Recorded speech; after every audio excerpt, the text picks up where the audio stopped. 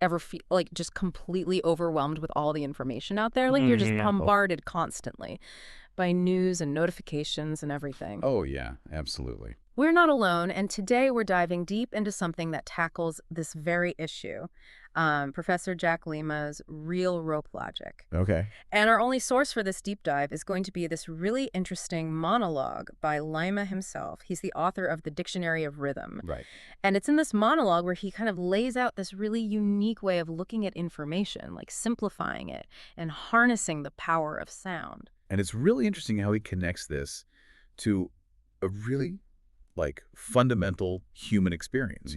We're living in a world where it's all about adding more strategies, more techniques, more information. And Lima's like, whoa, whoa, whoa. Let's strip it all back. Let's go back to the simplest, most basic element. I have to admit, when I first heard that, I thought, okay, is this a little too simplistic, even for me? Right. But then he goes on to introduce this rope and pedal analogy to kind of explain his whole real rope logic idea. It's actually very clever, this analogy. Yeah. So imagine like a rope, right? And instead of having tons and tons of knots or markings, it just has a few very strategically placed pedals. Okay. And each one of those represents a core principle, a critical point of focus. So instead of getting bogged down by like a million different little details, you Yeah. just focus on mastering these fundamental pedals on the rope. Exactly. And it's like you're finding those leverage points that unlock a whole system of understanding. Yeah. And what I find really interesting is that he doesn't see this as just some abstract theory, right? He actually believes that it has really direct applications, obviously in music, but in all areas of life. How we learn, how we process information, how we manage our mental state. Mm.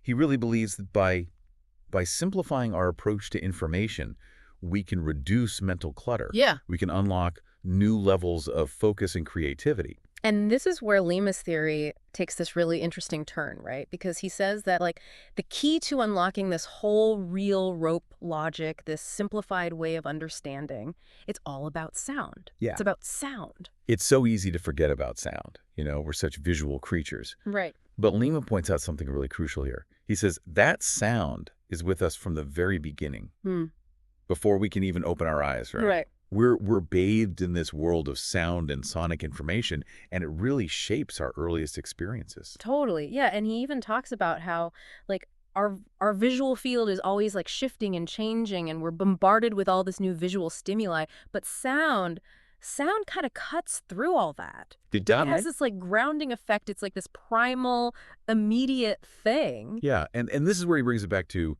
real rope logic. Think about like a really complex piece of music, right? Okay. Like one of those intricate fugues from his Dictionary of Rhythm. Yeah. It's so easy to get lost in all the different notes and all the intricacies and the harmonies. But if you can kind of like zoom out a little bit and focus on that underlying structure on the rope with those strategically placed pedals, those core melodies, then you start to hear it in this completely different way.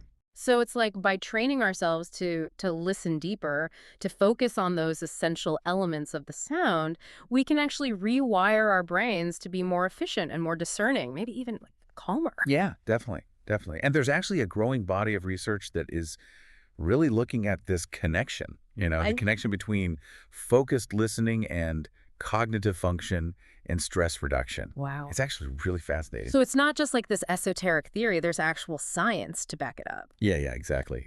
That's what I think is so compelling about this. He's like taking this ancient universal experience, the power of sound, and showing us how we can use it in the modern day for our modern problems. Totally. And that brings us to what I find really fascinating about all of this, because Lima doesn't just give us this real rope logic. Yeah. It's just like this passive theory. He actually provides this framework for applying it, for like testing it out in our own lives. It's almost like, he's giving us the tools to actually do it ourselves. Yeah, exactly. Yeah. Exactly. He's saying, here are the tools, now go experiment. It's not just like go off and be enlightened. Exactly. Yeah, it's Okay. like go listen to the world, use these tools, and see what you find. It's like we can become explorers of sound. Yeah, I love that. So, as we kind of wrap up our deep dive here into Professor Lima's real rope logic, I don't know, I'm kind of left with this thought like, what if the key to like navigating this crazy world, what if it's not about adding more and more and more? What if it's about stripping all that away and rediscovering this power of sound, this like fundamental thing? It's really a question worth thinking about. And even though his monologue, yeah, it definitely leaves us with more questions than answers, Right. it gives us this really interesting starting point, like Mm. a new way to listen, a new way to think, a new way to just like be in the world. Totally. Yeah, it really makes you think. Yeah.